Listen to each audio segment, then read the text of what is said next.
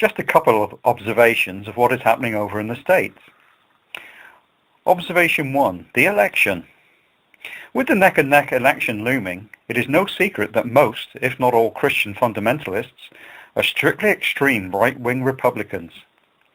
A vast proportion of these fundamentalists are convinced that the end times, as described in Revelations, are imminent, and in fact many believe that they have already started, what with the numerous natural disasters and the escalating unrest in the Middle East.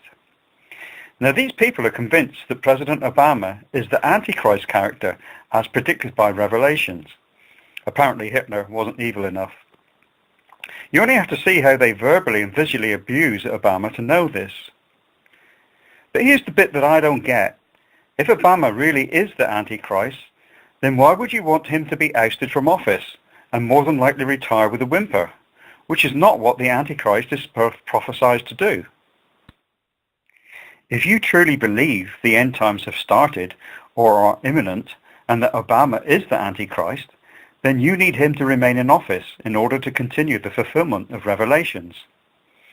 So the question is, why are Christian fundamentalists canvassing for a Mormon? Yes, even a Mormon is less objectionable than a black Democratic president, rather than the man who is fulfilling their prophecy. If they're not careful and don't vote Democrat, then they run the risk of not experiencing what would be their first vindicated successful prophecy. Observation 2, Hurricane Sandy. I can't help but admire the way New Yorkers have coped with Hurricane Sandy, a natural disaster.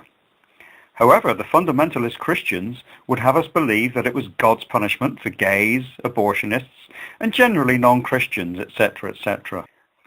But the problem is that the victims were not necessarily gays, abortionists, and non-Christians. Surely an omnipotent God could have come up with a method of punishing actual gays, abortionists, and non-Christians. But it seems that God only has natural disasters at its disposal. Now, if an all-powerful supernatural being can only come up with a natural disaster that only randomly punishes rather than pinpoints those who have actually incurred its wrath, then the chances are that God doesn't exist. And here's a sobering thought. If Sandy was God's work, then those meteorologists who predicted the severity of the hurricane, thereby saving lives, have interfered with God's plan, which, without the early warning, would have achieved a much higher death toll. These meddlers have surely booked their passage to eternal damnation. But every cloud has a silver lining, and there is good news for the Italian seismologists who failed to predict a major earthquake.